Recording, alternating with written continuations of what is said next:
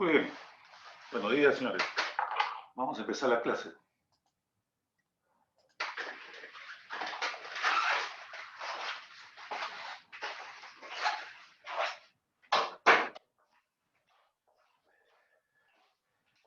Pueden ver la presentación, ¿no? Sí se ve, ingeniero. Ya. No se olviden de marcar su asistencia, porque parece que en la clase anterior se olvidaron a alguien. Bueno, hoy día vamos a hablar sobre los esquemas de comunicación que se utilizan en protección. Habíamos hablado muy ligeramente cuando habíamos hablado de protecciones unitarias. Las protecciones unitarias, para poderse implementar, se necesita de un sistema de comunicación, de manera de saber lo que hace un relé con respecto al relé que está en el otro extremo, y eso permite que las protecciones sean instantáneas. Actualmente hemos visto el esquema que hemos montado en los relés de distancia. Tiene un escalonamiento del tiempo, como ustedes pueden ver en este esquema. Hay un escalonamiento del tiempo. Este escalonamiento, lo que ocurre es que hay un 20% aquí que no es cubierto por la zona instantánea. La zona instantánea es esta. Esta es una zona que tiene un tiempo. Recuerden ustedes que este es el eje del tiempo, este es el eje de la posición. El eje de tiempo, este es 0, este es punto 3, este puede ser punto 9, ¿no? Igual acá, este es 0, punto 3. Entonces, aquí hay una zona que no está cubierto en la zona instantánea de igual forma que acá.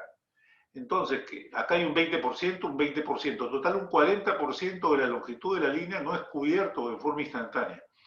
Solamente en este 60% que hay acá, si hay una falla en cualquier punto, la protección es instantánea en ambos relés, ¿no? Lo que ocurre es que cuando hay una falla acá, este que está cerca de la falla actúa instantáneo, pero este de acá demora 0.3 segundos en operar. Esos 0.3 segundos en algunos sistemas muy cargados, con líneas muy largas, podría dar lugar a problemas de inestabilidad, o cuando es un sistema con mucha potencia cortocircuito, a problemas de corriente cortocircuito. Entonces, ustedes ya saben que para minimizar cualquiera de estos efectos se necesita pues de una protección instantánea. Para hacer una protección instantánea, obligadamente necesitamos de una comunicación, ¿no? Una comunicación en la cual, por ejemplo, si es que existe una falla acá, como este relé lo está mirando y ya está actuando, le va a decir al otro relé que se va a demorar 0.3 segundos, opera, ahora, instantáneamente opera. Y de esa manera, para esta zona que no lo ve en su zona instantánea, va a operar en forma instantánea. Después hay otra condición que obliga a que exista estas operaciones instantáneas, que es el autorrecierre. El autorrecierre significa que cuando hay una falla en una línea, como la mayoría de las fallas son de tipo transitorias, es decir, hay un arco de un aislador y ese arco se puede apagar y después puede continuar la línea funcionando, el 80% de estas fallas son de ese tipo transitorio, o sea que si yo desconecto y vuelvo a conectar, no hay falla. Y ese recierre lo puedo hacer en 0.3 segundos, 300 milisegundos, de forma tal de que nadie se da cuenta que hubo un problema en la red. 0.3 es tan rápido que nadie lo va a notar.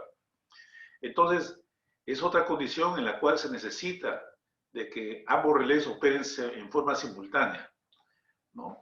Y para eso se necesita la comunicación. Bueno,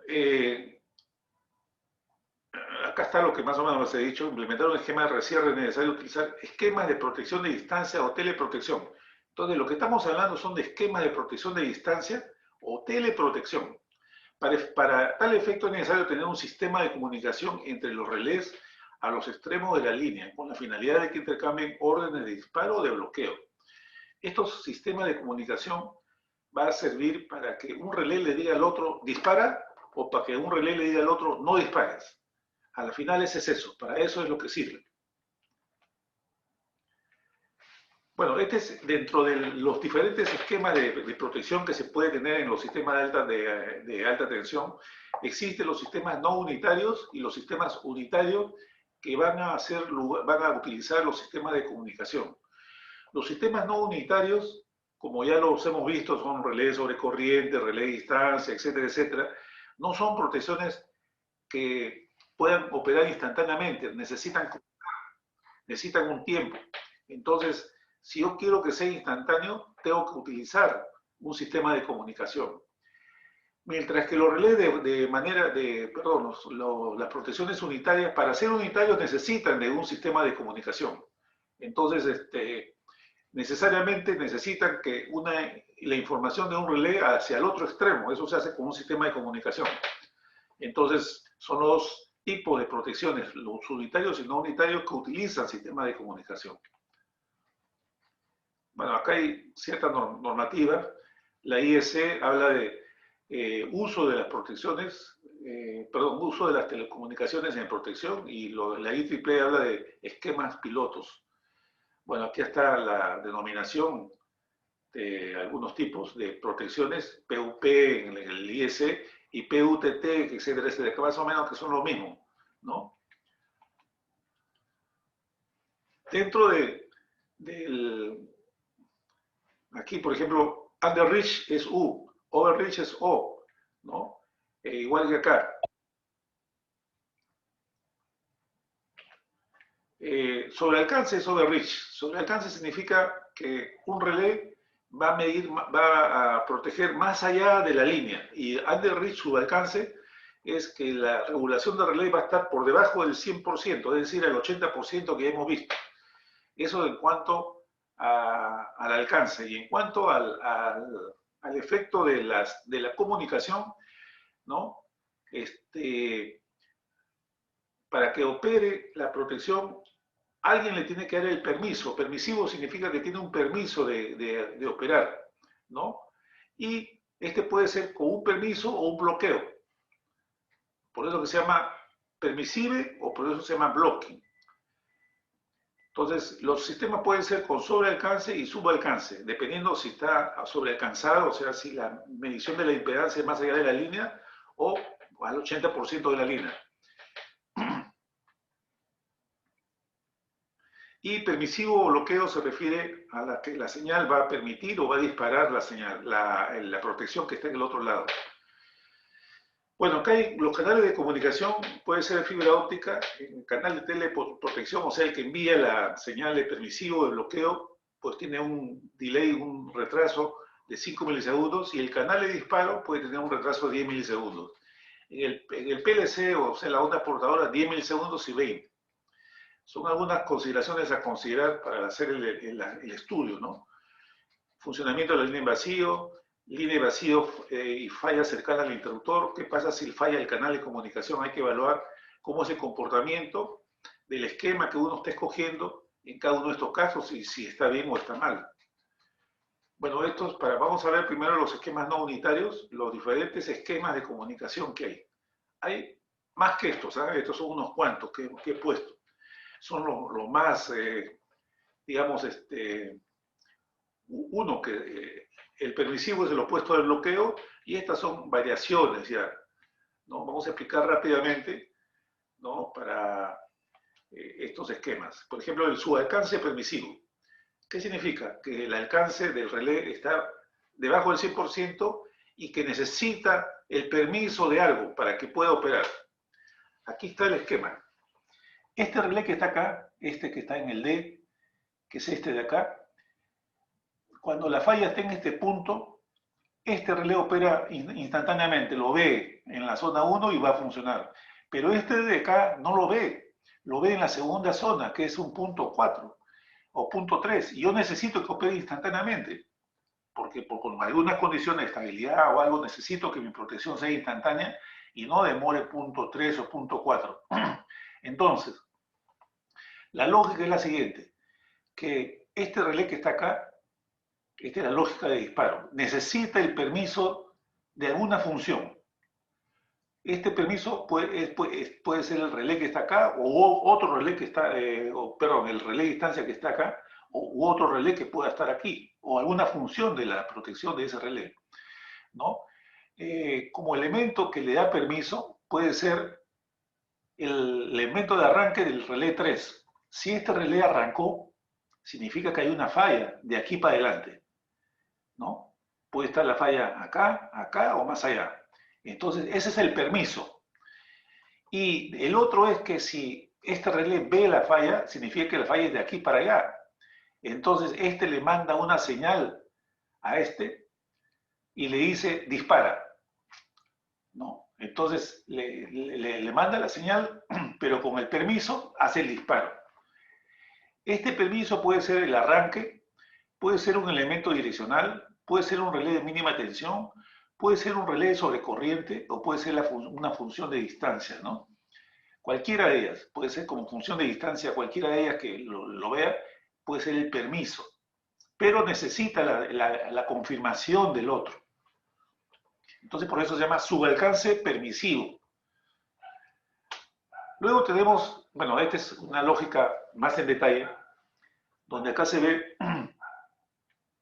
que R1, el RU es la zona 1 y RO es la recepción, ¿no? Entonces, ¿cómo funciona esto? Habíamos dicho que si la falla está acá, este relé acá de este relé, lo que hace es RU es zona 1, no lo ve en zona 1, está en zona 2, pero RO sí lo ve, ¿no?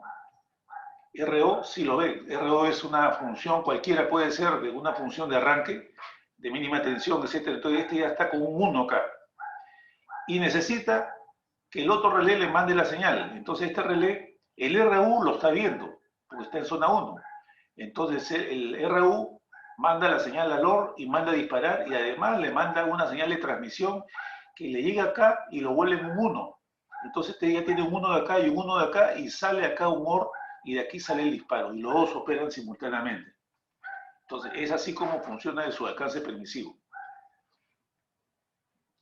Las funciones RU típicas son las 21 de la falla de distancia de fases, distancia de tierra, ¿no?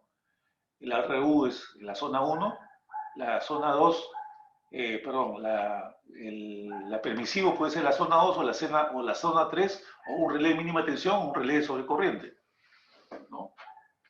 Etcétera. Después hay uno que es subalcance con teledisparo.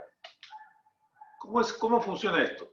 Es más simple que el otro. Este es un relé que no necesita permiso. Es decir, si la falla está acá en este punto, este relé, este que está acá, le dice al otro relé dispara. Le manda de frente una señal de disparo. No tiene permiso. Este va a operar sin permiso. Si la falla está acá, los dos operan en zona 1. Si la falla está acá, este opera en zona 1, pero le manda la señal a este de disparo. Acá está la lógica. El R1, recuerden que es la zona 1, se activa con, ¿no? Manda un OR y disparo. Adicionalmente manda una señal de transmisión a este y le dice dispara, manda un OR y de frente sale la orden de disparo. No hay ningún permiso en el medio. De frente, por eso se llama subalcance con teledisparo. Bueno, también igual lo mismo. ¿Cuáles son las lógicas de disparo? ¿No? Perdón, las funciones de disparo y quiénes operan en zona en RO. Con aceleración. Lo que ocurre acá es lo siguiente, que cuando la falla está acá, este relé ve hasta acá. Y cuando la falla está acá, este relé le manda una señal hasta acá y le dice, cambia tu ajuste, ¿no?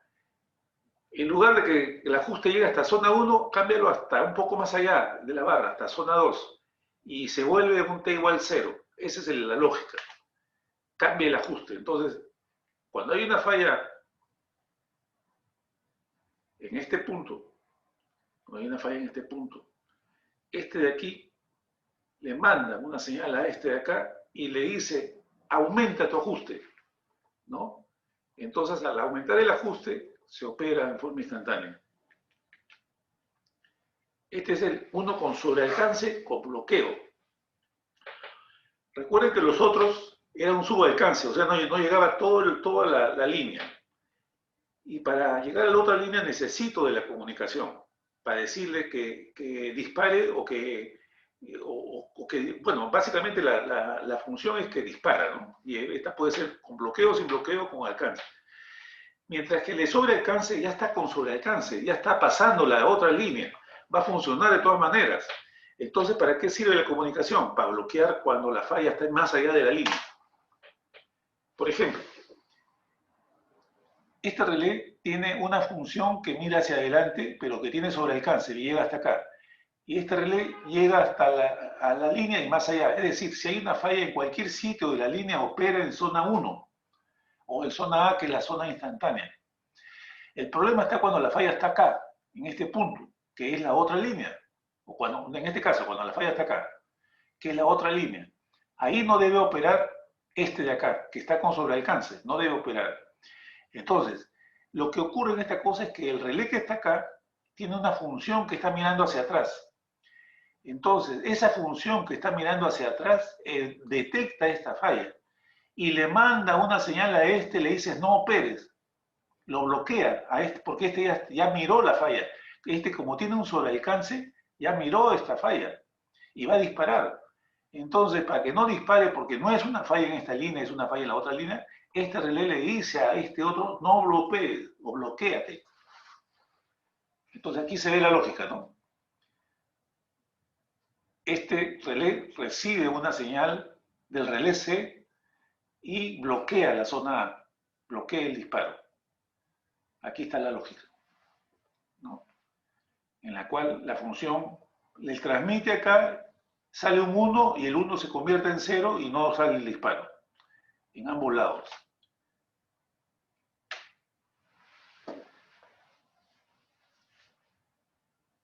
Bueno, después tenemos una serie de variaciones, ¿no? Una serie de variaciones aquí ya de lo mismo que hemos dicho. No vamos a entrar mucho en detalle porque son pequeñas variaciones nomás. Sobre alcance permisivo.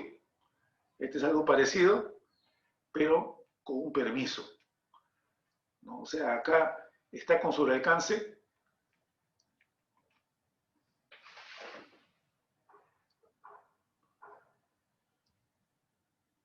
Ya, cuando la falla está acá, observen esta lógica de acá. Siempre funciona, ¿no? Siempre funciona, pero acá para que pueda operar necesita la señal del relé que está acá, C. O sea, este está viendo la zona, cuando está acá en cualquier punto, lo ve, pero necesita la señal de este para confirmar. Si la falla tuviese acá, en este punto, este relé no lo ve, entonces no va a recibir la señal y esto no dispara. Ambos los relés. Entonces, sobre alcance con permiso. Digamos que el permiso es la señal recibida del otro relé. Esta es la lógica. Las lógicas son muy sencillas. Bueno, este es con comparación direccional, o sea, si tiene una dirección hacia adelante, ¿no? Va a funcionar. Y ese es el que le manda el disparo.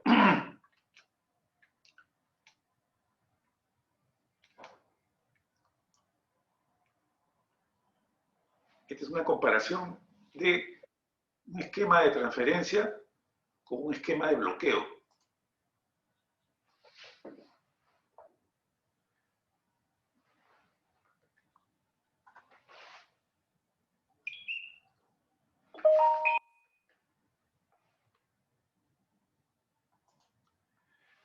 Donde se ve que acá para la velocidad de operación, la transferencia de disparo es rápido, el otro no es tan rápido porque tiene un delay ahí pequeñísimo para poder tener la oportunidad de bloquearse. La velocidad cuando está en servicio, cuando está probándose en servicio, es lento y este es más o menos igual. Deseable para autorrecierre, sí, los dos funcionan bien en autorrecierre. Corriente reversa, los dos tienen la misma característica. Pérdida de comunicación, este es pobre el comportamiento porque se pierde la transferencia del disparo. Y aquí en el caso del bloqueo es buena porque si la falla está en la línea y hay pérdida de comunicación, funciona correctamente la protección instantánea. El problema es que cuando la falla está fuera de la línea no hay bloqueo.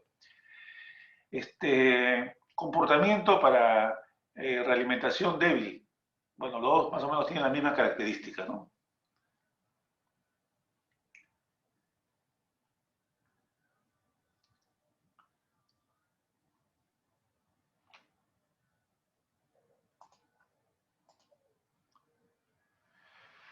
Bueno, los esquemas unitarios necesitan de un sistema de comunicación para que sean, para poder comparar las diferentes información que hay a los extremos. Tenemos el relé diferencial que ya lo hemos visto, diferencial de corriente, diferencial de hilo piloto, esto ya lo hemos visto, y la comparación de fase. Estos tres, solamente para mencionar que utilizan un sistema de comunicación, porque ya todo esto ya lo hemos analizado anteriormente, ¿no? El diferencial también ya ustedes saben que tiene su curva, corriente diferencial versus corriente de restricción, ¿no? Hilo piloto es lo que ya también hemos visto.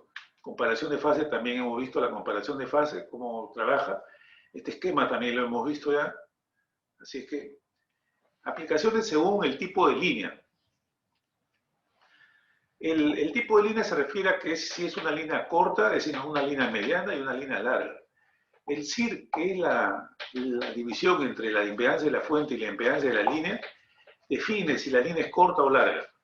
Si el valor del CIR es mayor que 4, es decir, la impedancia de la fuente es 4 veces o mayor que la impedancia de la línea, se denomina línea corta. Cuando la línea es corta, todos los que están con X se pueden utilizar, ¿no? Cuando la línea es corta. Fibra óptica, onda portadora, diferencial de corriente, dice que no se puede utilizar, radio tampoco, porque está muy cerca, ¿no? Mejor es una fibra óptica. Cuando la línea es mediana, o sea, cuando el CID está debajo de 4 y mayor que 0,5, se denomina una mediana. Aquí está para cada uno de los esquemas cuál es lo más recomendable, ¿no? Y cuando la línea es larga, larga es que la impedancia de la línea es el doble, ¿no? O más que la impedancia de la fuente, ¿no? Cuando la línea es muy larga, ya la fibra óptica prácticamente no se puede usar porque hay pérdida de la señal de la luz en la fibra óptica. Entonces, para poder utilizar una fibra óptica hay que poner amplificadores de la señal, ¿no? Entonces ya es, como fibra óptica solo no se puede, entonces hay que poner amplificadores. Una portadora sí, hilo piloto tampoco porque es muy largo. Hilo piloto, tono de audio, algunos nomás, y microondas también definitivamente, ¿no? ¿Preguntas hasta acá? Hemos visto hasta ahora los diferentes esquemas de recierre que se pueden establecer.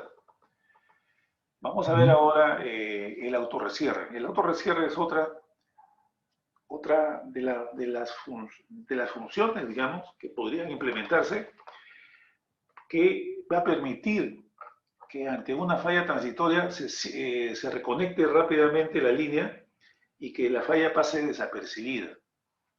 Entonces, como les dije, dentro de las fallas hay tres tipos: transitoria, semipermanente y permanente. La transitoria es aquella falla que la mayoría de las 80% son fallas transitorias. Son fallas que, como te digo, que se pueden, una vez que, acá está, la falla transitoria es una falla que se extingue abriendo inmediatamente uno o más interruptores de manera de aislarla y no reaparece cuando la línea es reenergizada. Esto es, por ejemplo, un arco en un aislador. Cuando se genera un arco en un aislador por una sobretensión o por un animal que voló por ahí, se genera el arco y ya el dieléctrico, que es el aire, se perforó. El aire se volvió un conductor. Y hasta que no se apague la tensión de la línea, no se puede restablecer el eléctrico del aire. Cuando se apaga la tensión, el ozono que hay formado alrededor de donde estaba el arco hay que disiparse, porque si yo lo vuelvo a conectar rápidamente y todavía está el ozono ahí, se va a volver a aparecer el arco. Entonces yo tengo que esperar que el ozono se vaya para que poderla conectar. Vamos a ver acá un videito de un recierre que permite ver las diferentes etapas que pueden existir en un recierre.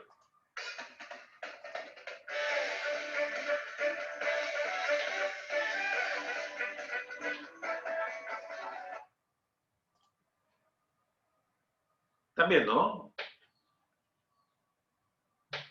Sí, ingeniero, se ve.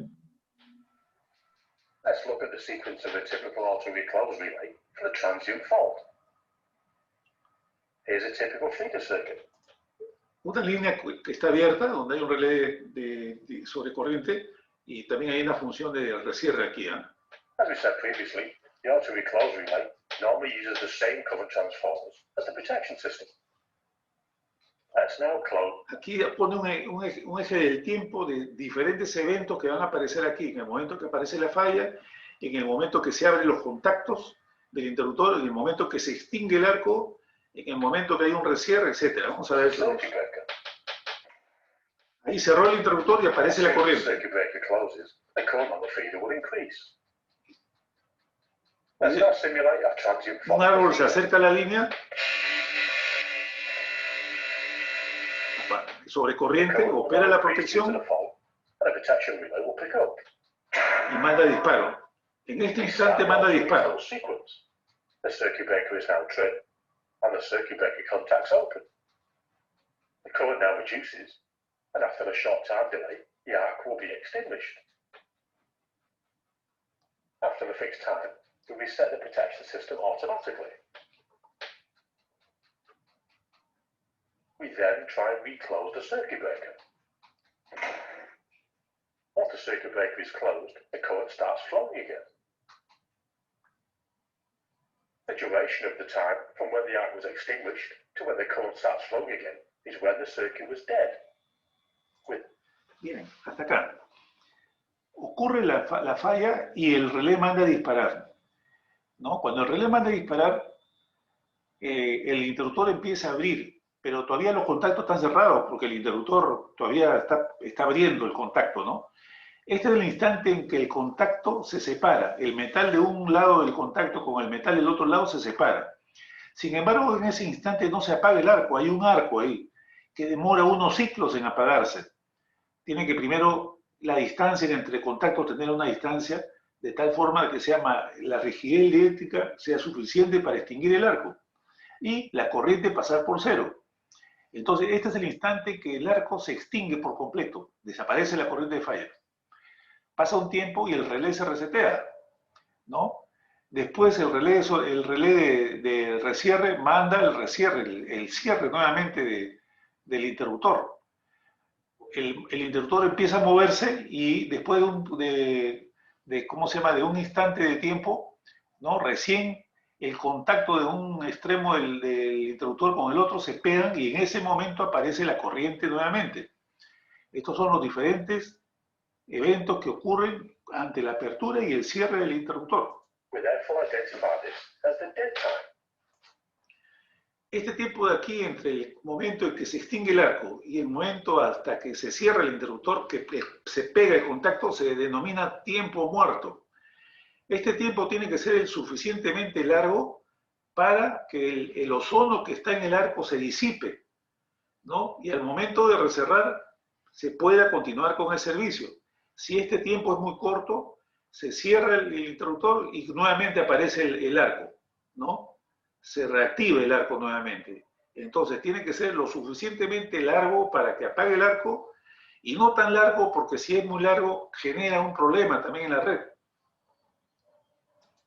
And is effective at the time from when the circuit breaker contacts open to when they close again.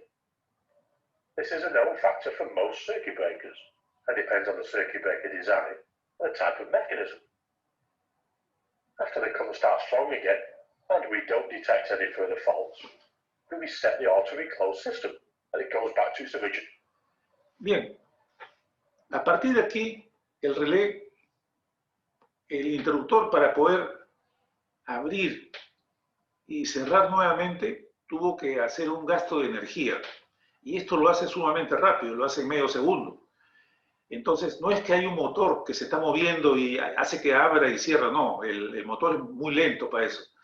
El interruptor tiene que tener una energía almacenada. Antiguamente esa energía se almacenaba en cilindros grandes de aire, donde se tenía el aire comprimido. Pasó el tiempo y en alta tensión que aparecieron interruptores con pequeños cilindros de aire comprimido en cada interruptor, pero el aire comprimido tiene un problema, que se condensa el aire y forma agua. Entonces esa agua se mete por los circuitos y comienza a oxidar todo. Después de eso, con los problemas que había del agua, se aparecieron los interruptores de nitrógeno comprimido. También funcionaron bien hasta que con el tiempo se vio que como el nitrógeno tenía mucha presión, 80 atmósferas, 80 bars, había fuga de nitrógeno. Entonces se desechó también y ya con el tiempo se vio pues que una tecnología que se usaba mucho en distribución, que era el uso de resortes comprimidos para almacenar energía, no tenía los problemas que habíamos visto en alta tensión. Entonces se trató, los interruptores después de esa época, a partir del año, digamos, 85, se comenzaron a fabricar con resorte. Entonces los interruptores de ahora son de resorte. Tiene un motor que comprime el resorte, se puede demorar un tiempo, 20 segundos, 1 minuto, 2 minutos en comprimir el resorte, y cuando ya está comprimido, tiene la energía suficiente para hacer un cierre, una apertura y un cierre y del interruptor rápidamente, ¿no? Una vez que se hace el último cierre, ya el interruptor no puede volver a seguir funcionando, ya se gastó todo su resorte. Y hay un tiempo acá que se denomina tiempo de restablecimiento, que sirve para poder cargar el resorte y que el interruptor nuevamente esté en condiciones de hacer un nuevo esquema de recierre, ¿no? State. The difference in time between when the current starts flowing and the system resets is called Time reclaim time es el tiempo de restablecimiento que necesita el interruptor para cargarse nuevamente. Como digo, puede ser 30 segundos, 1 minuto, 2 minutos, etc. Cuando eran los balones estos de aire comprimido, se demoraba 15 minutos en cargar un balón de aire comprimido. O sea, este tiempo era muy grande. Entonces, en un esquema de recierre hay 2 cosas que calibrar: el tiempo muerto y el tiempo de restablecimiento. the reclaim time. This is the time during which we check to make sure the system is healthy.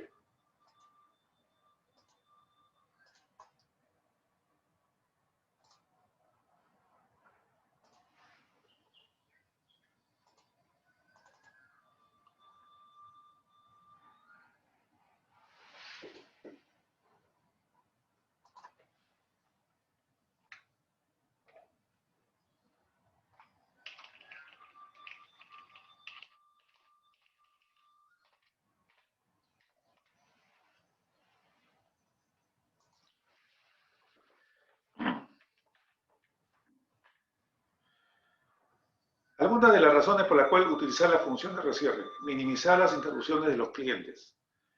Si es que hay una falla y abre y cierra, no hay interrupción prácticamente, fue un parpadeo nada más. Mantener la estabilidad y el sincronismo del sistema. Si yo abro la línea y me queda como isla, si no está bien calculada la separación de los sistemas, podría ponerse inestable y perder la estabilidad de la red, ¿no? Y si yo abro y cierro, el sistema sigue funcionando sin ningún problema, no hay problema de estabilidad. Restablecimiento de la capacidad y confiabilidad del sistema de potencia. Si yo tengo una línea fuera de servicio, entonces va a haber un problema de confiabilidad, tengo una línea menos. Entonces es menos confiable la red. El restablecimiento de interconexiones críticas y cargas críticas, ¿no? A veces las líneas son para hacer interconexiones, y si yo le quito la interconexión, podría quedarse una de los sistemas sin la energía que le da la otra parte de la red, ¿no? Fundamentos del recierre. Beneficios y problemas asociados al esquema de recierre. Cómo minimizar las interrupciones a los clientes, mantener la estabilidad, son los problemas, ¿no?, que hay que analizar. Los tiempos de pausa sin tensión, el tiempo muerto. El tiempo de la pausa sin tensión es el tiempo entre el inicio de la función de recierre y la operación de recierre, la cual energiza la bobina del cierre del interruptor. Depende de ¿cómo se llama?, tener un tiempo suficiente para que no nuevamente aparezca la falla nuevamente, ¿no? Y el tiempo de restablecimiento depende del mecanismo de operación, esto lo da el fabricante. Es el tiempo necesario para que se cargue nuevamente el resorte. Utilizar uno o varios intentos de recierre. En distribución se usa varios, en alta tensión no mucho, porque generalmente se usa uno nada más. Porque en alta tensión hay mucha corriente con los circuitos, entonces hacer dos recierres, si es que hay algo que está mal, se va a malograr, ¿no? El cuadrado T se duplica en ese caso. Y el tiempo del interruptor también se pierde operaciones, porque un interruptor puede hacer más o menos 10 o 15 recierres en toda su vida. Si yo en una le hago 4 recierres, ya le quité el 30% de su vida, ¿no? Aquí está lo que habíamos visto en el video ese, el momento del disparo, el contacto se separan, se extingue el arco, contacto totalmente abierto. El tiempo muerto, aquí nuevamente cierre contacto, totalmente cerrado, este es el inicio del cierre. Y acá está el tiempo muerto, y este es el tiempo de cierre, el tiempo de restablecimiento, ¿no? Están todos los tiempos aquí.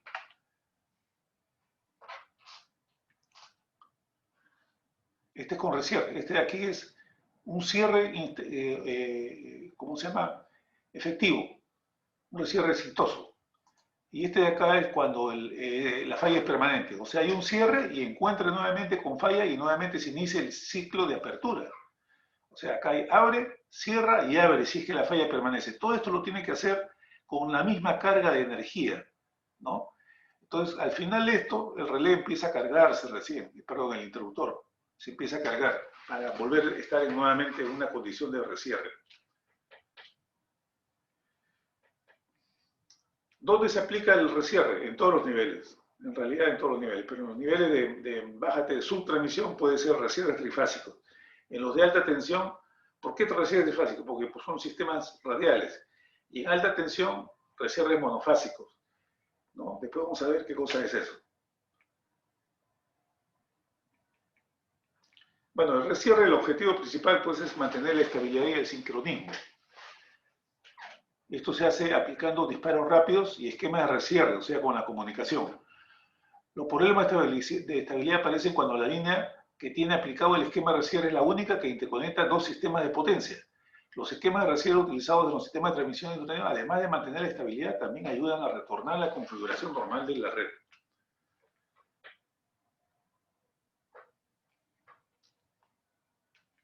En los sistemas de transmisión se utilizan esquemas de recierre rápido junto con disparos rápidos. Algunos factores a tener en cuenta para aplicar esquemas de recierre rápido. Tiempo máximo de despeje de la falta y recierre, sin que el sistema se pierda el sincronismo. Hay que saber previamente, hay que hacer un análisis de estabilidad para ver cuáles son los tiempos críticos, para no sobrepasarnos en los ajustes. El tiempo requerido para la extinción del arco, también tenemos que saberlo, ¿no? Ya como experiencia práctica. Y ver si con ese tiempo puesto en el análisis pues genera algún problema. Características de las protecciones, ¿no? Características y limitaciones de los interruptores, tiempo de restablecimiento, número de intentos de recierre. Estos son todos los aspectos que hay que tomar en cuenta para poder establecer un esquema de recierre, ¿no? El problema de estabilidad está relacionado con el comportamiento de la máquina síncrona luego que han sido perturbadas. Hay una oscilación y dependiendo del nivel de oscilación pues puede salirse de la estabilidad del sistema, ¿no? Si la perturbación involucra desbalances entre potencia generada y demandada y el sistema se mantiene estable, entonces se llega a un nuevo punto de operación. Sin el esquema de recierre, entonces el sistema pierde el sincronismo, por lo cual, sin la aplicación del esquema de recierre, el límite de estabilidad es cero. Desionización del arco. Cuando aplicamos esquemas de recierre rápido en los sistemas de transmisión y subtransmisión para mantener la estabilidad del sistema, es importante conocer cuánto tiempo la línea puede estar desenergizada de manera de permitir suficiente tiempo para desionizar el arco. Es lo que les decía, esta es una experiencia, pero siempre hay unas recomendaciones iniciales, que son estas que están acá. Para niveles de tensión de media tensión, 11 ciclos, más o menos 200 milisegundos. Para 115 kilovoltios, 13 ciclos, 14 ciclos, digamos, 4 ciclos más, 80 milisegundos más. Para 345, 20 ciclos, más o menos 400 milisegundos, ¿no? El tiempo muerto. Este tiempo necesario para ionizar el arco. Si lo conecto con 10 ciclos, de repente se restablece el arco y no es un recierre efectivo. Ahora, estos valores también son afectados con la presión atmosférica y con la velocidad del viento, ¿no? Si yo tuviese una zona donde hay un viento muy fuerte de 50, 100 kilómetros por hora, probablemente estos tiempos puedan ser menores, la mitad quizá. Porque es como un soplido, es como un ventilador que estoy poniendo a la zona donde hay el arco y rápidamente se va a disipar el ozono generado y yo voy a poder conectar sin ningún problema. La apertura simultánea de los interruptores en ambos extremos de la línea nos aseguran el tiempo mínimo de ionización del arco. ¿Por qué? Porque si yo primero abro este y después abro este, el arco sigue con tensión.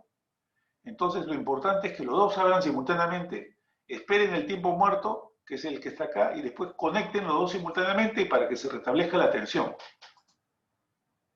Entonces necesito, para hacer un recierre, una transferencia de disparo y para poder tener operaciones instantáneas, ¿no?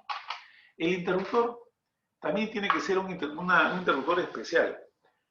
Las líneas tienen tres fases.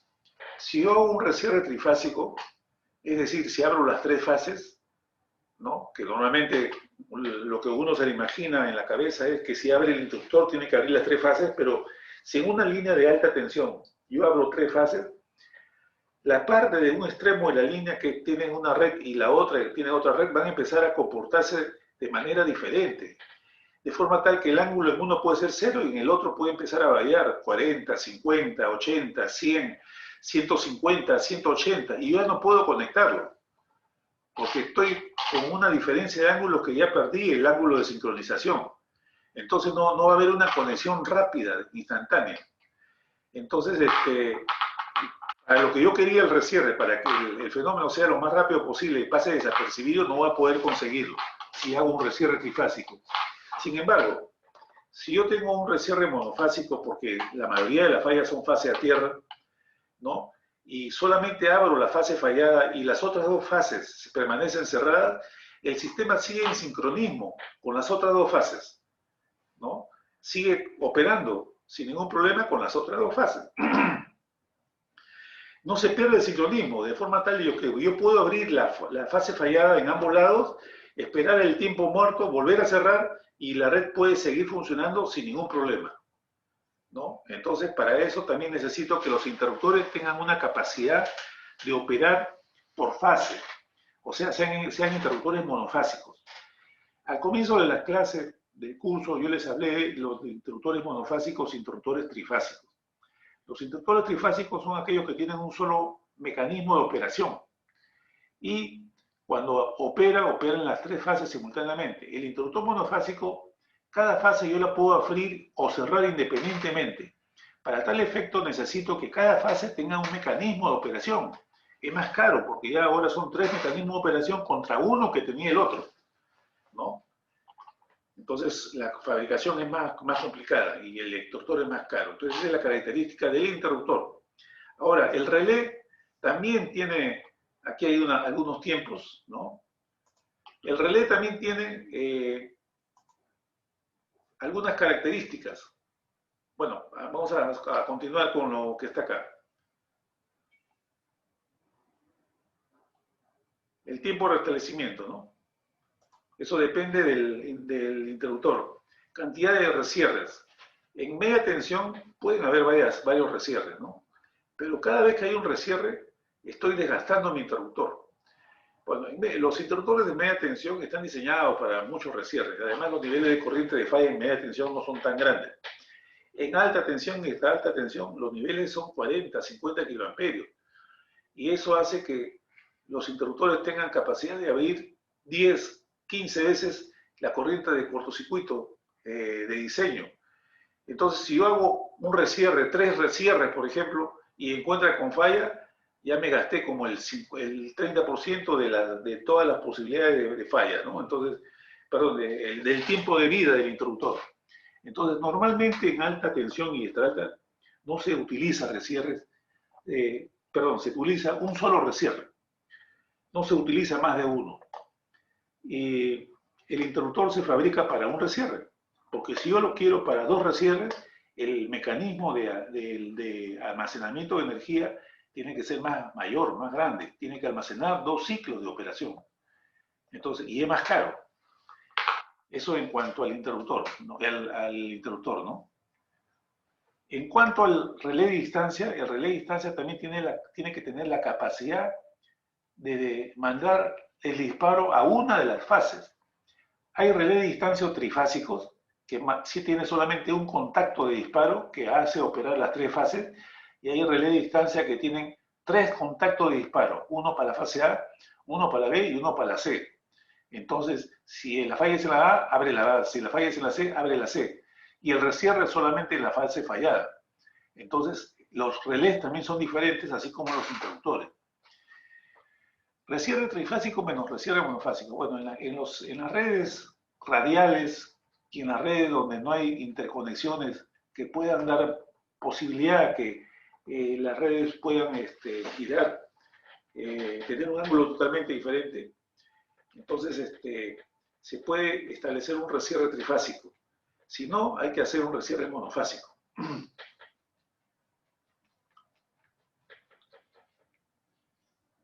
Bueno, acá hay otras características, como por ejemplo el estrés en el sistema, en los problemas de la máquina, etc. Cuando el recierre monofásico, el choque del recierre impacta menos que cuando el recierre es trifásico, ¿no? Cuando hay líneas, o sea, cuando hay un cable subterráneo, cuando hay una falla de un cable subterráneo es porque se perforó el aislamiento, porque ya se hizo hueco el aislamiento. Entonces en un cable no hay que hacer recierre, así simplemente. No tiene sentido, el aislamiento no se va a restablecer. El hueco que se hizo en el aislamiento del cable, que es una baquelita, es un material dieléctrico, es un plástico, no se va a arreglar si es que yo le quito la tensión. Ya se hizo el hueco y ese hueco va a quedar ahí para toda la vida. No hay manera de arreglarlo. Entonces, ¿para qué voy a hacer un recierre si no se va a restablecer? Al contrario, si hago un recierre, puede hacer que se dañe más el cable. Sin embargo, si es que hay combinaciones de líneas y cables en una línea y la proporción de línea aérea es mayor que la de cable, hay que hacer una evaluación si conviene o no hacer recierre, ¿no? Líneas con transformadores, tampoco es bueno hacer recierre porque puede hacer que haya una falla en el transformador. Y si es que hay una falla en el transformador, no es conveniente hacer recierres. Líneas con condensadores. Los condensadores se quedan cargados. Entonces, yo tengo que esperar un tiempo para que se descargue el condensador. Tampoco es muy bueno hacer recierre.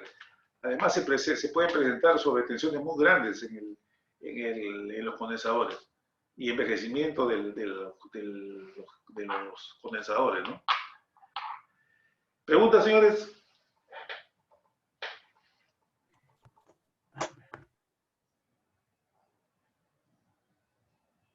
A ver, una pregunta para pasar a otra cosa.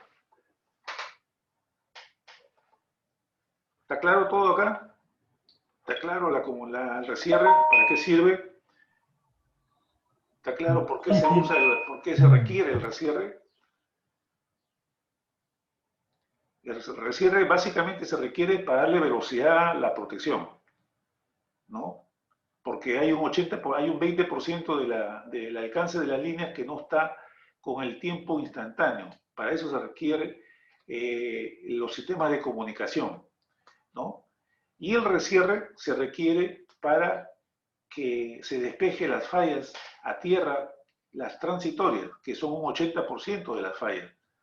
Entonces se abre, se cierra y el sistema sigue funcionando sin perder confiabilidad y sin perder líneas de la red, ¿no? Y tampoco sin perder cargas. Para eso es que se utilizan los esquemas de comunicación, ¿no? Y para que funcione bien el recierre también se necesita de los sistemas de comunicación o de los esquemas, para que ambos interruptores de la línea puedan operar simultáneamente.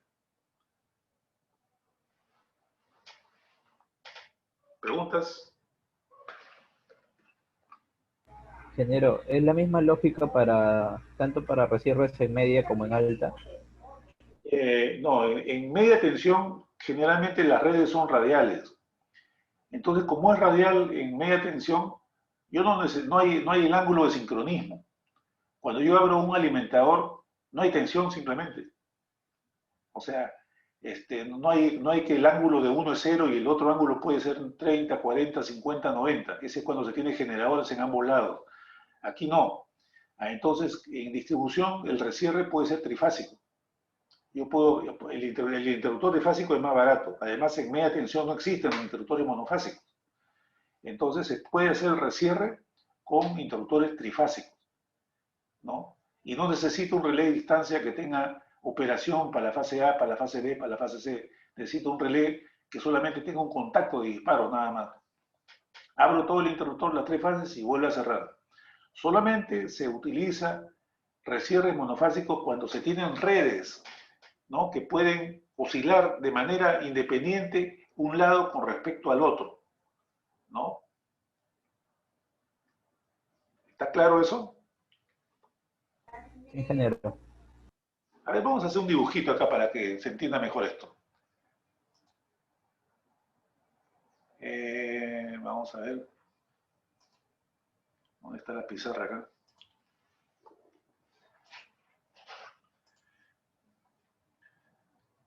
Por ejemplo, si yo tengo un sistema así de alta tensión,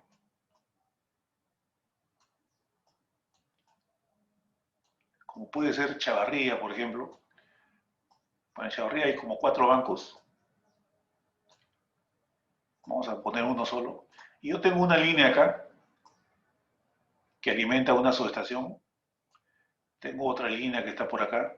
Bueno, generalmente las subestaciones son alimentadas por 2 líneas para darle confiabilidad. Tengo otra línea acá con 2. Puedo tener otra línea acá con 2. Y cada línea tiene relés en ambos lados, ¿ah? O sea, acá hay interruptor acá, hay relés en ambos lados. Entonces, si yo abro esta línea de acá, abro esta línea de aquí, lo abro, la tensión de esta es casi igual que la tensión de acá. No hay el efecto ese de que el ángulo, por ejemplo, si este es un ángulo de 0, ¿no? Este ángulo de aquí, si tiene una carga acá, vamos a poner que tenga una carga, ¿no?, los clientes, lo que sea, este puede ser un ángulo de -1 o -2, -1 grado, de forma tal que este ángulo es mayor que este, de manera que la potencia le empuje para abajo. Entonces, si yo abro la línea, quizá cambie de -1 a -2. Cuando abro la línea, cuando está cerrada esta línea es -1. Pero -1, -2 es casi, está en paralelo, está en sincronismo. No es que este ángulo, no es que la tensión de aquí va a ser 0 y este va a ser -10, -20, -30, -50. No es así. No es como en este caso.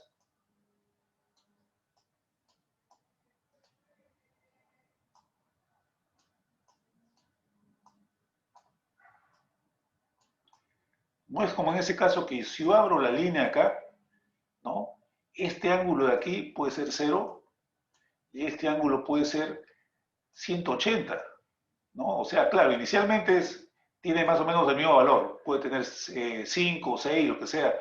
Después comienza a aumentar 10, 20, 40, 90, 180. Acá no. Acá es 0 y si abre la línea queda en -2 y ahí se quedó clavado. O sea, y después yo lo cierro esto, cierro acá de manera trifásica y cierro acá de manera trifásica y no hay ningún problema de reconexión. Pero si lo abro aquí y este está en 0 y este está en 180 grados y lo cierro acá, cuando el ángulo es 180 grados, hay un cortocircuito que se quema todo, ¿no? Porque conectar a 180 grados es como meterle el doble de la tensión. Se genera el doble de la corriente, ¿no?, de que si existiese solamente un cortocircuito. Aquí no, acá sí. Yo puedo tener una línea acá, entre, digamos, este punto y este punto, ¿no? Y si hay una falla acá, o sea, supongamos que este es 0, pues, ángulo de 0. Aquí el ángulo puede ser -1, aquí el ángulo puede ser -1.5, o dependiendo de la longitud de la línea, -1.5, ¿no? Y si se abre acá la línea, este va a quedar con, por ejemplo, queda con -2 y este queda con menos 2.5. La diferencia entre este y este es medio grado, nada más. Es medio grado. De forma tal de que yo puedo volver a cerrar sin ningún problema de manera trifásica. No hay ningún problema. Pero cuando tengo un sistema así, no puedo hacer eso. Entonces, para evitar eso, lo que tengo que hacer es tener mi sistema de esta forma. Tengo las tres fases, la línea, mi generador, ¿no? Normalmente este puede tener un ángulo de 0 y este puede tener un ángulo de, no sé, pues 5 grados, por decir. O sea, el flujo es para allá, el flujo de potencia. Y hay una falla acá. Si existe una falla acá, abre solamente aquí, abre acá, el sistema sigue conectando. Esto en lugar de ser 5 aumenta ligeramente a 7, ¿no? Pero sigue en sincronismo. Recuerdan ustedes que uno pierde el sincronismo cuando el ángulo llega a 90 grados, ¿no? Está en 7, puede ser 10, puede ser 20 y sigue en sincronismo. Sigue trabajando, sigue entregando potencia por aquí, ¿no? Ahora es potencia bifásica, sigue entregando potencia. Pasa 300 milisegundos y cierra. Cierra acá en el mismo instante y esto que era de 7 baja nuevamente a 5. ¿No? Y sigue funcionando, no se perdió el sincronismo. Pero eso fue producto de que hubo un recierre monofásico. Aquí sí se justifica un recierre monofásico, ¿no? ¿Por qué? Porque esta red de aquí puede girar de manera independiente de esta de acá. Pero aquí, en un sistema como Chavarría, en un sistema como Barça, en un sistema como Balneario, o en el sistema de Lima, por ejemplo, ¿no? Donde aquí hay una línea con Santa Rosa, ¿no? Santa Rosa, hay otra línea con Ventanilla, etcétera.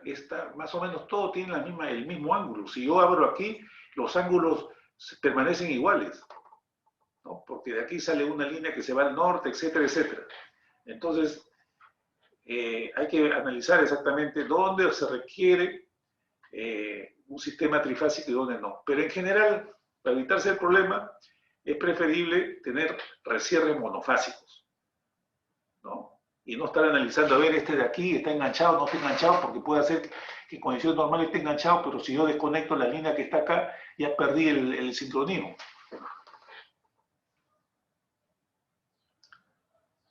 ¿Está claro?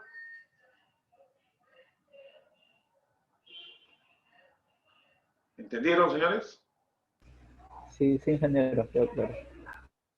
Entonces, resumiendo esta parte, el recierre monofásico es necesario para mantener el sincronismo de dos sistemas que se pueden abrir como islas independientes. Pero si no existe la posibilidad de que se abra una isla que se forme, si yo abro esta línea, no se va a generar una isla, ¿no? Una isla significa un sistema de generación o un sistema eléctrico aparte. Esta barra que está aquí, ¿no? Sigue perteneciendo al mismo sistema. No es una isla, no está en otra red, tampoco este aquí está en otra red. Es la misma red, no se generan islas. Si no se generan islas, puede haber recierre trifásico. Pero si se generan islas, es conveniente que sea con un recierre monofásico. ¿Más preguntas?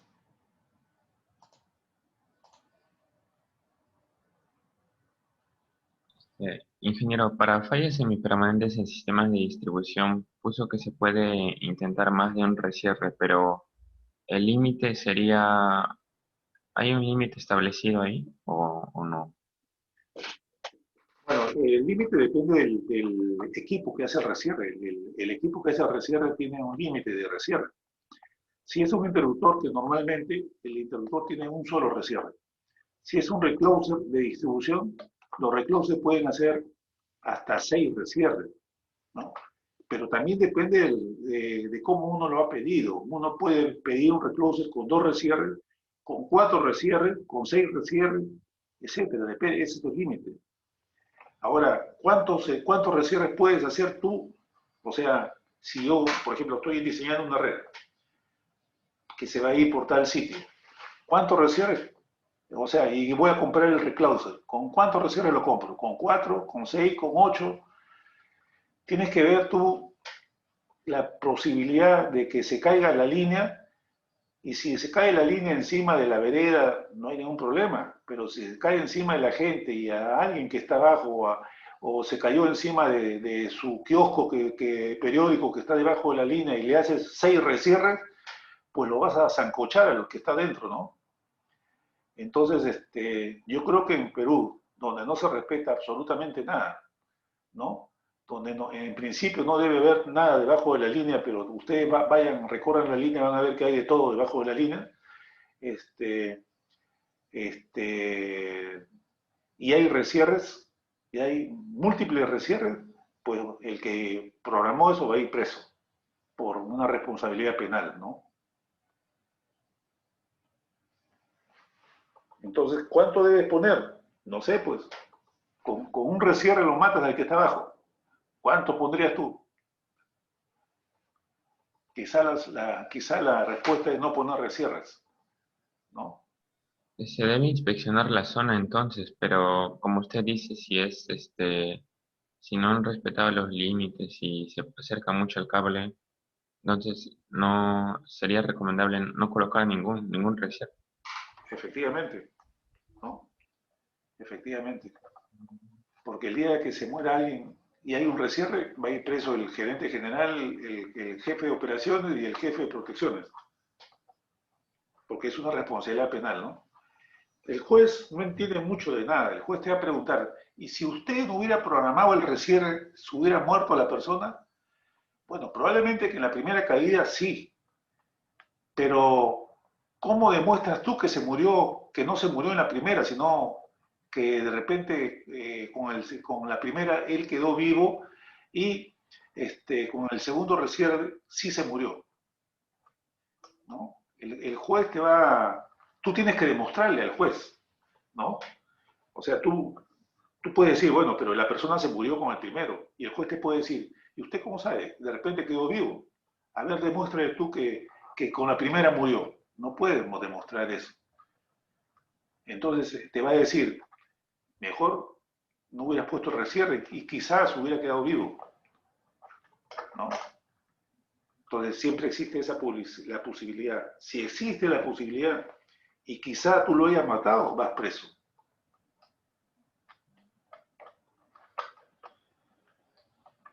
Hay esas cosas, ¿no? O sea, la vida es dura.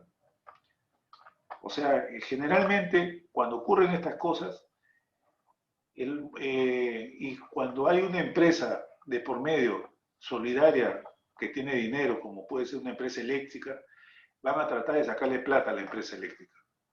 Tanto el Estado a través de Ocinermin como los abogados van a tratar de hacerle juicio a la empresa para sacarle plata por la muerte de la persona. Entonces, no es lo mismo que, por ejemplo, si el responsable fuese, ¿cómo se llama? Una empresa que no tenga dinero. ¿Ustedes se recuerdan el incendio que hubo en Mesa Redonda hace muchos años? No sé si fue el año 2001, el año 2000. ¿Recuerdan ustedes? No sé si habían nacido ya. En Mesa Redonda, hace muchos años, en Navidad, Año Nuevo, por ahí a uno de los clientes se les prendió ¿cómo se llama? Sus cohetes que vendía, ¿no? Y esos cohetes comenzaron a volar y prendían los cohetes del otro y así sucesivamente prendieron todos, ¿no? Entonces, de forma tal de que hubo tanto incendio, tantas cosas se prendieron, se comenzó a incendiar todo, que murieron mucha gente, ¿no? Murió mucha gente. Entonces, había mucha gente que se paraba donde podía pararse y quedó muerto ahí, ¿no? Entonces, encontraron que, bueno, en muchos sitios se murió la gente, pero había una zona donde había un transformador pedestal y la gente se quedó muerta ahí. Y todo el mundo comenzó a decir, fíjese que quien originó el problema fueron los vendedores. Él fue el culpable. Sin embargo, comenzaron a echarle la culpa a la empresa eléctrica. Y bueno, la empresa eléctrica no es que va a ir pues a un edificio, a un juicio. Entonces, al juicio fuimos yo, que era el subgerente de operaciones, fue el gerente general, que también es responsable, y fue alguien de mantenimiento. Fueron 3 personas al juicio. Y nos hicieron, bueno, hubo un juicio definitivamente, ¿no? Un juicio penal, un juicio de responsabilidad de muertes. Y bueno, para nosotros era evidente que no, ¿cómo se llama? Ellos no habían muerto por una cuestión eléctrica. Tuvimos que mandar a hacer autopsia de los muertos y encontramos que todos habían muerto asfixiados, o sea, sus pulmones estaban llenos de humo. O sea, no murieron por una descarga eléctrica, murieron asfixiados. Y eso nos quitó a nosotros nuestra responsabilidad. Pero si no hubiéramos podido demostrar que no habían muerto por electrocución, sino habían muerto por lo que habían respirado, le hubieran sacado plata a la empresa eléctrica y yo hubiera estado preso seguramente, ¿no? Entonces, ¿y eso por qué? Porque la empresa eléctrica trataban de echarle la culpa a quien podían sacarle de plata. No, al que originó el juicio, nadie se después olvidaron, nadie le hizo nada, nadie le dijo nada. El Perú es así. El Perú es así, pues es el país de los vivos, ¿no? Y bueno, así va a ocurrir en el caso de que haya un rescierre y se muera alguien, ¿no? Legalmente no puede haber nada debajo de una línea, pero aquí, o sea, si estuviese en Estados Unidos, no hay nada que hacer. La persona que se murió debajo de la línea incumplió la ley, ¿no? Y no debió estar ahí. Y simplemente el responsable es quien se puso ahí. Pero acá en el Perú es al revés, ¿no? Acá te dicen, bueno, si esa persona estuvo debajo de la línea, tú debiste decirle que no debe ponerse debajo de la línea. Así te dicen acá, el juez te dice acá. Acá no hay que la ley dice que está prohibido, no. Uno tiene que avisar, ¿no? Y es así como funciona acá, con la finalidad finalmente de sacar plata, ¿no? ¿Más preguntas? Genero una consulta. Cerca al Bellas Artes hay una comisaría que me parece que hace poco recién ha comenzado a funcionar. Entonces, en ese local que es de la policía hay una subestación, hay un transformador pedestal que me parece que está dentro de sus instalaciones. Sí, bueno, normalmente pues en la calle cuando alguien pide un suministro, por ejemplo, si es un edificio o lo que sea, ya no hay espacio para poner subestaciones afuera. Se le pide, se le dice a los clientes que van a construir que tienen que dejar un espacio para poner una subestación pedestal. En este caso de la comisaría probablemente también haya sido así. Cuando se construyó, se le dijo que tienen que tener un espacio para poner una subestación pedestal, ¿no? En caso contrario, no se le puede dar el suministro, ¿no? Es así. Claro, si afuera ya hay instalado un transformador y se puede a través de ese transformador, ¿no? O sea, suponiendo que hay un transformador que está alimentando y hay otras cargas ahí, y tiene todavía capacidad para alimentar a ese nuevo cliente, bueno, de ahí se alimentará, ¿no? Pero ya Lima está tan saturada, hay tantos edificios, ¿no? Que es muy difícil encontrar disponibilidad. Siempre se le pide a los clientes que reserven un espacio para poner un pedestal, ¿no? Pero, ¿cuál era la pregunta del pedestal con respecto al rescierre? Lo que sucede, ingeniero, es que en realidad más un tema de seguridad, no quería consultarle, porque me parece que la comisaría fue construida luego de que ya estaba la subestación ahí, y entonces los policías lo que han hecho es poner una puerta, porque ellos dicen que es parte de su instalación, a pesar de que debería haber como un área de servidumbre, ¿no? Claro. En esa parte, por ejemplo, si la policía se niega a ceder esa parte a la empresa eléctrica, ¿el riesgo de que hubiera un accidente sigue recayendo sobre la empresa o ya es tema de la policía? No, sí, siempre va a caer sobre la policía, sobre la empresa, ¿no?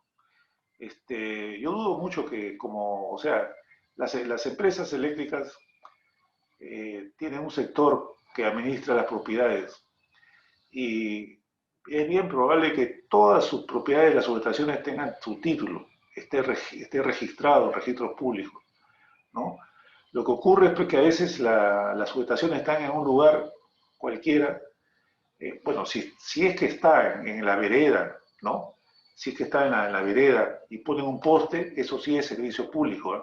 Ahí sí tú puedes poner postes, puedes poner transformadores, pero si está ubicado en un espacio, ¿no? En un espacio dentro de la servidumbre, una servidumbre, eso es terreno de alguien. Eso lo pudo haber comprado la empresa eléctrica. Bueno, hay que analizar, no lo sé. No sé si es que esto está como parte del retiro, no lo sé, ¿no? Pero lo que está dentro del retiro es propiedad privada. Y es posible que lo haya comprado a alguien que antes era dueño de todo, ¿no? Y que de repente la comisaría no sabe. También puede existir la posibilidad de que sea pues una propiedad sin registro, ¿no? Pero muy difícil, muy difícil. Se trata pues en lo posible de ¿cómo se llama?, de saldar todos esos problemas, ¿no? ¿Más preguntas? Muy bien, vamos a ver ahora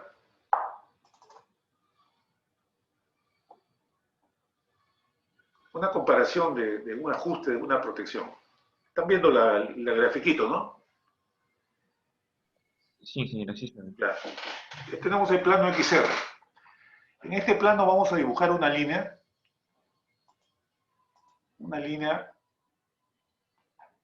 que tiene un ángulo de 60 grados. Vamos a poner una línea que tiene 8 ohmios de impedancia. Ahí está la línea. Esta línea tiene 8 ohmios, ¿no? O sea, acá se ve que tiene 7, pero el total es 8. ¿No? Si le ponemos, está un ángulo de 60, si le ponemos un ángulo de 90, tiene 8, ahí, y si le ponemos un ángulo de 0, tiene 8.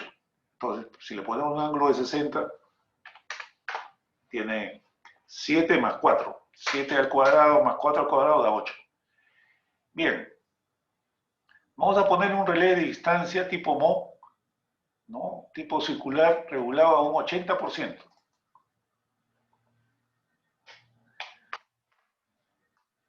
Entonces ahí tenemos el relé que está regulado al 80%. Aquí tenemos dos cosas. Uno, que tenemos la línea con su ángulo y tenemos el círculo que tiene un diámetro con su ángulo. Y en este caso está coincidiendo, pero ese ángulo del relé, ¿no? Ese ángulo del relé, yo lo puedo cambiar. Ese ángulo lo puedo poner en 90, lo puedo poner en 80, lo puedo poner en 50, lo puedo poner en 30, lo puedo poner en 10, ¿no? Lo puedo poner en 0, y todos son, ¿no?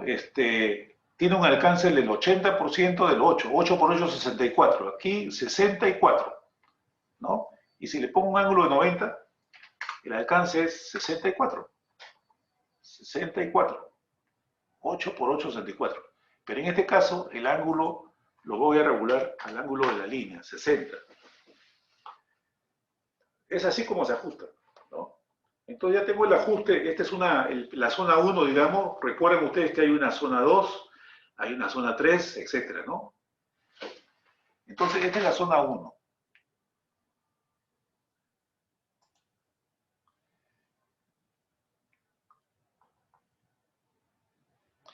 Bien, a esa zona vamos a meterle una falla, ¿ya? La falla lo vamos a poner en cualquier sitio de la zona. Vamos a poner el 50% de la línea. 50% la falla. Entonces aquí apareció una línea punteada que va hasta el 50%, que es este punto. El 50% de 8 es 4, entonces esto debe estar en 4 ohmios, ¿no? Ahí 3.2, 2 al cuadrado más 3.4 al cuadrado da 4, ¿ya? Entonces, este es una resistencia, ¿no? Perdón, la impedancia de una falla. Es decir, inicialmente la impedancia de la carga estaba por acá, ¿no? Y de pronto hubo una falla y cambió a este punto como impedancia. Pero las impedancias de falla generalmente tienen una resistencia de arco. Vamos a ponerle una resistencia de arco aquí de 2 ohmios. Entonces tendríamos esta impedancia de falla. Esta sería la impedancia de falla. Esta es la impedancia de la línea al 50% de la línea, más 2 ohmios de aquí, sale esto como impedancia de falla. Este punto de falla está dentro del círculo, ¿no? Está dentro del círculo y el relé va a operar. Si la falla tuviese el 10%, está dentro del círculo. Si la falla está al 30%, está dentro del círculo. Si la falla está en el 60%, sigue dentro del círculo. Si la falla está al 70%, se salió del círculo. Ya no lo ve la falla. Ya no lo ve esa falla. Entonces, ¿qué hago? ¿No? Yo puedo hacer una cosa. Yo podría, por ejemplo, inclinar un poco mi círculo. Si le pongo 50 grados acá, o le pongo 45 grados, y hago crecer un poquito acá o sea, observen que acá el alcance del 80% es hasta acá, voy a hacer crecer el círculo que llega hasta acá. Bueno, hago crecer el círculo y justo el punto de falla coincide con el círculo. Digamos que está dentro del círculo, al 70%, pero si lo pongo al 75%, si lo pongo al 75% acá, se salió a través del círculo, ¿no? O sea, al final de la línea, si yo tengo un problema de falla tierra, no lo voy a poder detectar en primera zona. Lo va a detectar en una segunda zona. No lo va a detectar en primera zona, ¿no? Entonces, ese es el problema que tiene esta característica circular, que no es capaz de poder detectar las fallas en primera zona. Ahora, esto es cuando tengo una impedancia de la línea más o menos parecida a la impedancia de la falla. Pero ¿qué pasa si mi impedancia de acá es más grande? Porque 2 ohmios es muy pequeño realmente. Estas impedancias de falla tienen un valor de 10, 15 ohmios. La resistencia, perdón, la resistencia del arco. Suponiendo que esto fuese 5 ohmios. Son 5 ohmios, yo tengo ese valor ya. Aquí no lo va a detectar en ninguna de las posiciones de la falla, ni arriba, ni al 50%, ¿no? Ni al 40%, ni al 30%, ni al 20%, al 10%, tampoco, al 5%, tampoco, al 3%, tampoco, al 2%, tampoco, al 1%, tampoco. No lo detecta, ¿no? Entonces ustedes me podrán decir, bueno, puedo inclinar un poco más el arco, a ver qué pasa si inclino más acá, si le pongo 40. Estaría entrando ahí, 40, ¿no? Y este lo tendría que hacer crecer un poquito más, 1.06, 1.07.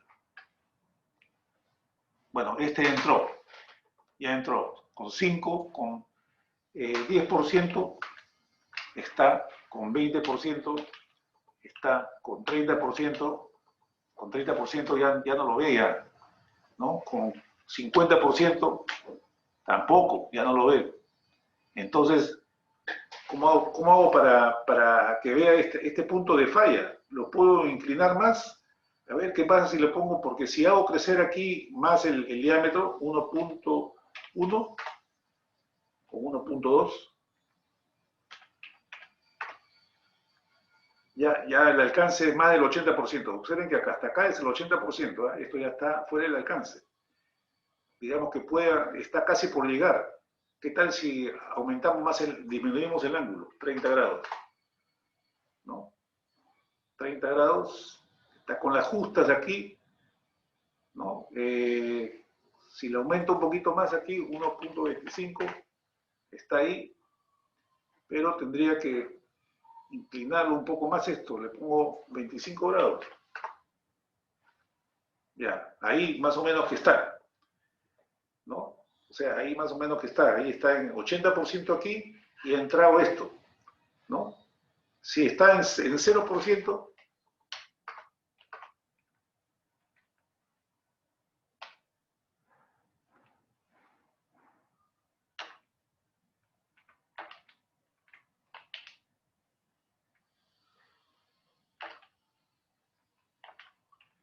si está en 0%, lo ve. Si está en 20%, también lo ve. Si está en 40%, ya no lo ve.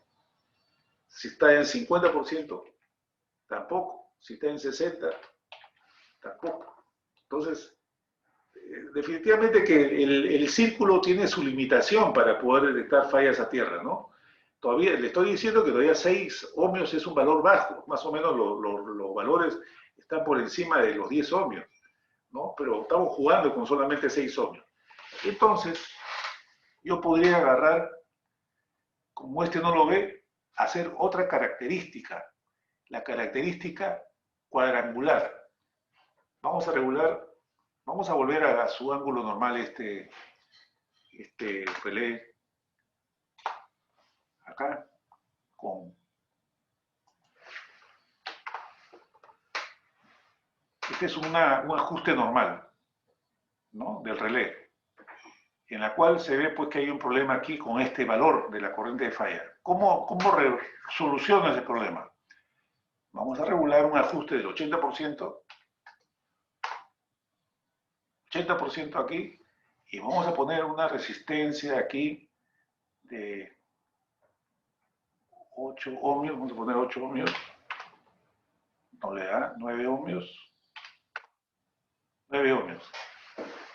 Si tuviésemos un relé de distancia con esta característica, una característica así cuadrangular,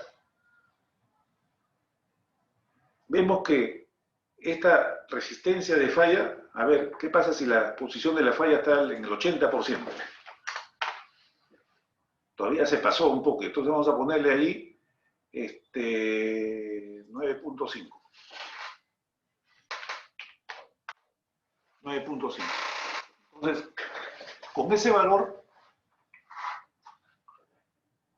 al 80%, que es todo el alcance de la línea, este valor de 6 ohmios está dentro de su zona. Este está fuera de esta zona, este ya no funciona, pero sí funcionaría este relé de acá.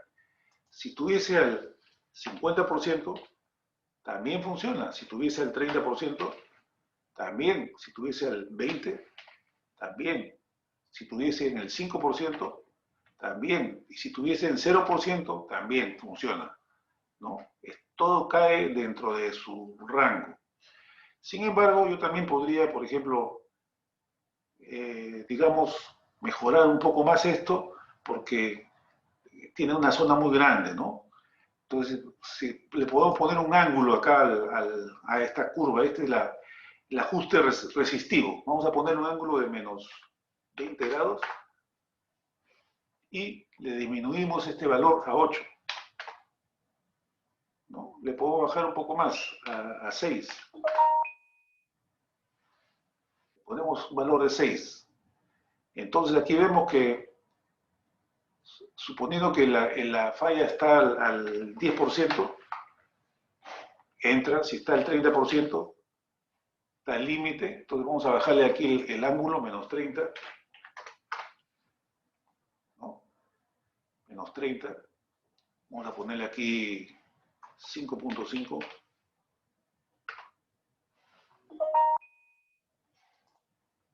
50, 30, al 50%, ¿no?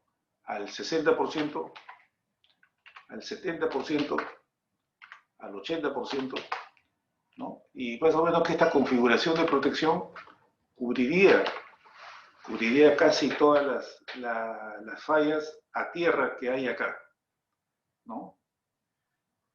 Ahora, esto es en el caso de que yo tenga un valor de resistencia de falla más o menos parecido a este valor de acá. Pero en la práctica, En la práctica lo que se puede tener es, digamos, un valor de 2 ohmios por aquí, ¿no? Con un valor de 8 ohmios ahí. Entonces, esto me requeriría que yo tenga acá un valor de 7. En la práctica tendría que más o menos tener un ajuste así. Este es el alcance de la parte resistiva, yo lo puedo cambiar. Fíjense cómo puedo cambiar yo el alcance resistivo, ¿no?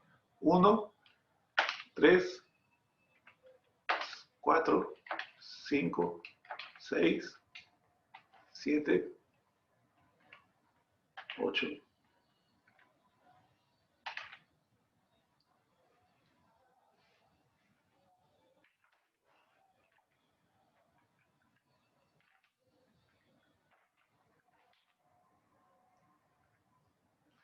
Entonces, ustedes ven que la proporción 7 entre 2, ¿no? Perdón, la resistencia del arco es 8. 8 entre 2 es 4 veces. O sea, acá hay 1 y acá hay como 4. 4 veces la proporción. O sea, esto te permite este tipo de ajustes, este tipo de relés que tienen el esquema cuadrangular. Pero no, con hacer esto que estamos haciendo, con esta característica circular, no podemos hacerlo. Ni siquiera en el segundo escalón lo podría ver. Un segundo escalón podría ser este y un tercer escalón podría ser este. Ni siquiera el tercero, ni siquiera el cuarto, pues sí, de repente el cuarto escalón tampoco lo ve, ¿no? Entonces, este esquema cuadrangular es muy bueno. Es muy bueno el esquema cuadrangular, ¿no?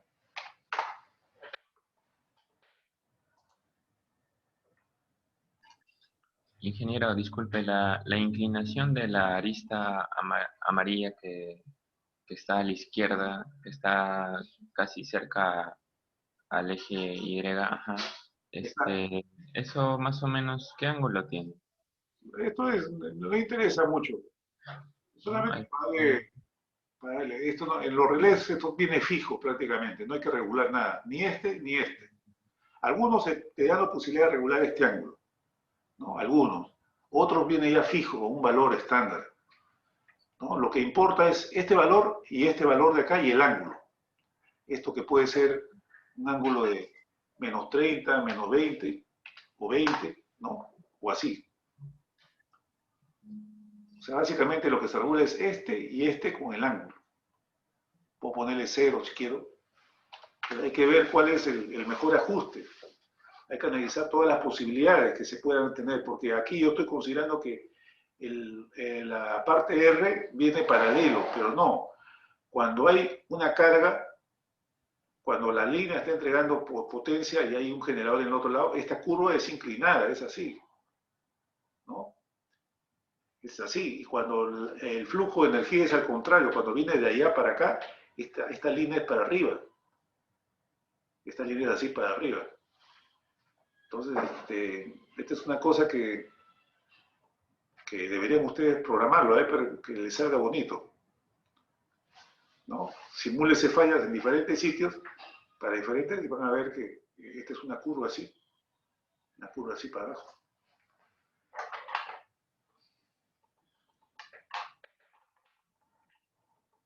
¿Preguntas, señores? Acá lo que me olvidaba decirle. Esta característica es bueno para fallas a tierra. Cuando hay fallas entre fases, prácticamente la resistencia del arco no existe. Entonces, con una característica circular es suficiente. Regular un círculo es muy sencillo, ¿no? Solamente el diámetro, que es el 80%, y el ángulo, que es la misma. Entonces ya está regulado, no hay más que hacer, ¿no? Eso, los americanos generalmente antes regulaban todo con esto. Cuando se dieron cuenta que tenían problemas con las fallas a tierra, al final le pusieron relés direccionales y todo, pero vieron que una característica cuadrangular era lo mejor. Y los relés modernos americanos tienen esta característica cuadrangular para fallas a tierra y esta característica circular para fallas entre fases. Porque las fallas entre fases no tienen resistencia de arco, es casi cero. O sea, el valor de este valor está acá, entra en el círculo. Para las fallas de fases, fase, y para fallas trifásicas, entra en el círculo. ¿Preguntas, señores?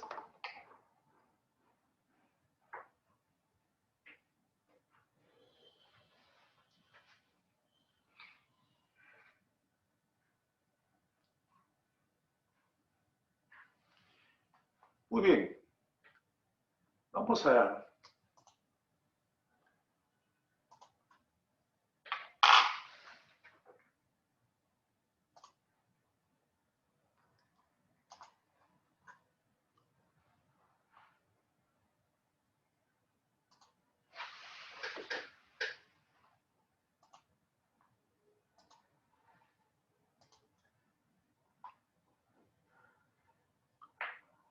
Una cosa aparte, pero de aquí en una semana o dos vamos a ver esto.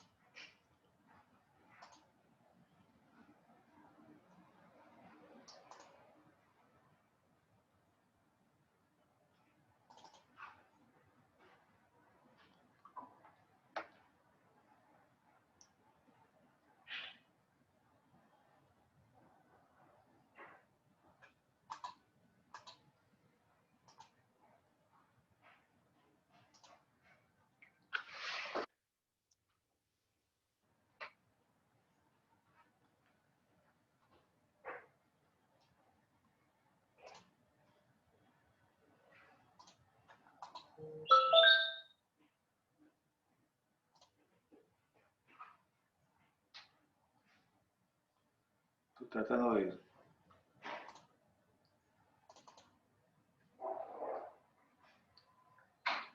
¿Se ven ustedes algo? No, ingeniero, no se ve. Ya, vamos a ver.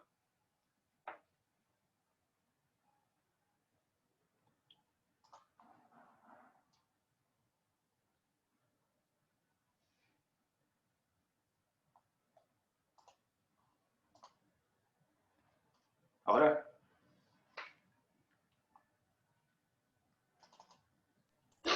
Oye, Su carpeta, ingeniero. ahora sí, ¿no? la carpeta. ¿Ven un tren ahí o no? Ingeniero, pero ¿Sí? ¿Ven algo o no? la Aún no carpeta. abre el documento, ingeniero. ¿Cómo? Solo se ve la carpeta. O sea, ¿no se ve la presentación? No, ingeniero.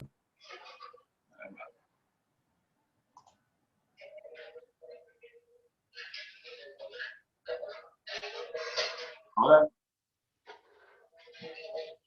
Sí se ve ahora, ingeniero. Ah, pero ha ahora, dejado de... ahora sí. Sí, sí se ve, ingeniero. Ya. ¿Qué cosa ven? ¿Un tren?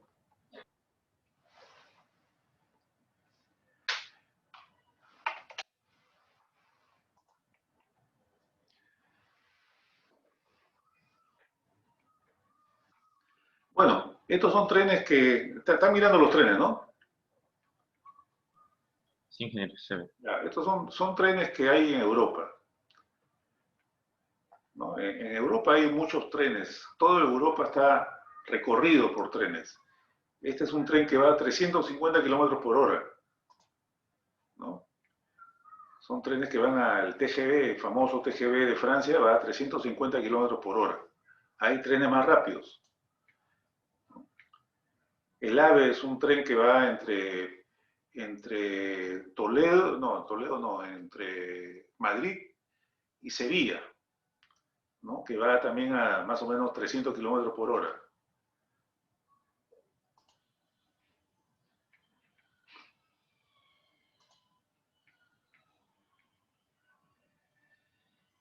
Este es un tren americano, 2 pisos, Alemania, ¿no?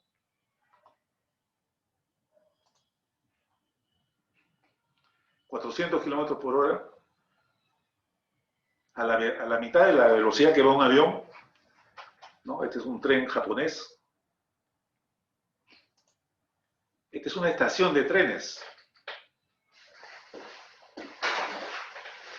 ¿no? O sea, comparen ustedes con la estación que hay acá.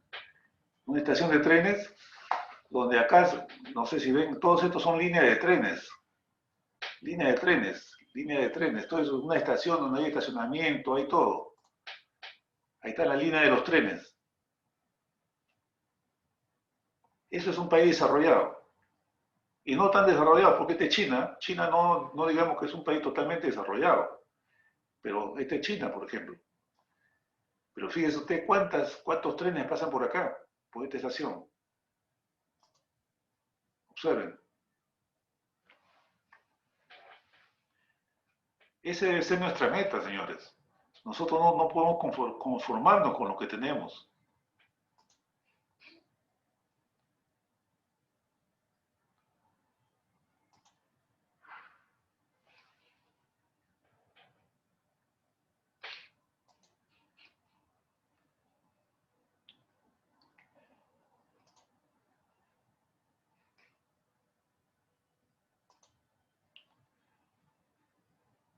Más cómodo que un avión.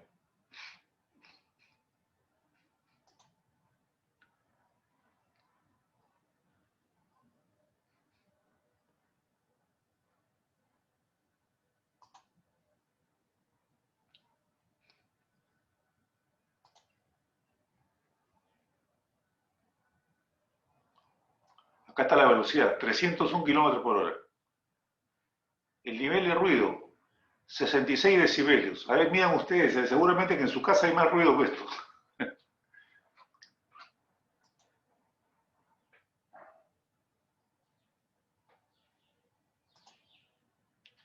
¿Y cómo es el Perú?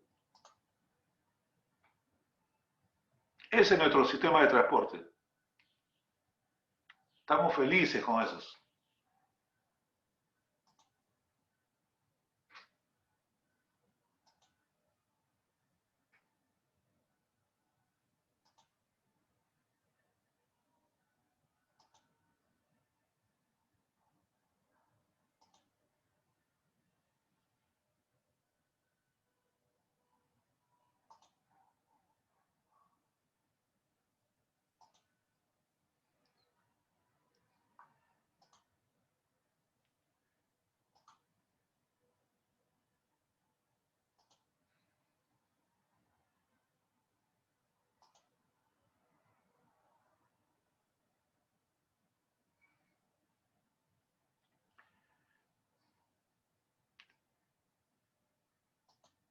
Pero es un país retrasado, señores. O sea, tenemos que entenderlo claramente, que somos un país sumamente retrasados. Estamos a nivel de la India, ese es nuestro nivel.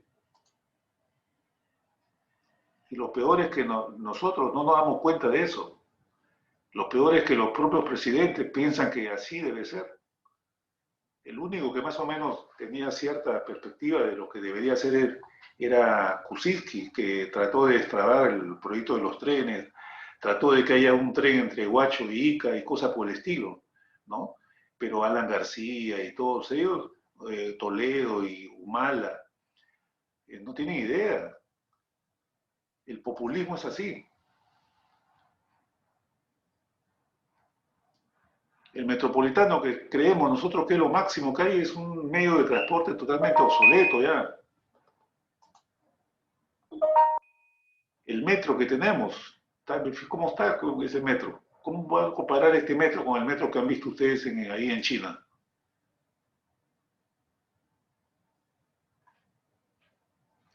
Quizá si el impresentable este de Fujimori, cuando Alan García dejó el gobierno, su primer gobierno, dejó ya más o menos la línea 1 del metro avanzada, por miserable que por este señor no continuó con el proyecto, ¿no? Estamos hablando del año 85, que se empezó el proyecto de la línea 1. Él entró en el año 90, salió en el 2000. En 10 años no hizo nada. Entró una serie de gobernantes, entró Toledo, entró no sé cuántos, y tuvo que entrar Alan García nuevamente para terminar la línea 1, ¿no? Y ya con la línea 1 terminada, pues entró Humala y simplemente continuó con un plan que actualmente existe. Actualmente hay un plan de 6 líneas de metro en Lima, donde actualmente se está construyendo la línea 2, se está por sacar a licitación a fin de año la línea 3 y la línea 4, y se dice que el próximo año estaría ya en construcción la línea 3 y la línea 4, ¿no? Y actualmente están la línea 2 construyéndose. Dice que la primera etapa termina en el 2001, pero estas son personas que no tienen horizonte en cuanto al desarrollo de un país y nunca les va a importar, bueno, nunca les importó, estos ya fueron presidentes, nunca les importó el progreso del Perú. Nosotros hemos podido estar mejores que muchos países, ¿no? Actualmente, pero no.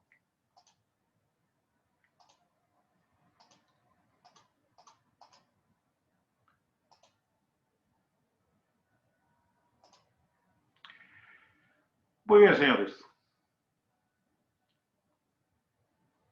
¿Preguntas?